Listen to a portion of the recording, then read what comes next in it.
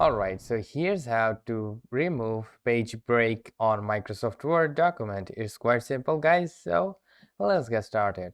First of all, as you can see, here's the paragraph, and here is a lot of gap right over here, and again a simple paragraph. But there is a page break right over here, so I want to remove the page break. So how you can do that is quite simple, guys. All you're gonna do is simply go to the home button on the left upper side, and then from here you will probably see this icon which is like show or hide.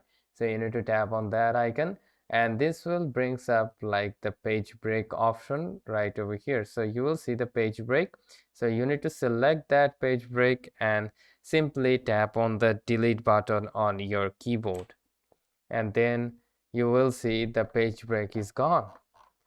Then again, you can simply tap on the show and hide button, and there you have it. So that's how you can remove page break on Microsoft Word. So hope this video helps. If yes, please leave a like, and we'll see you next time.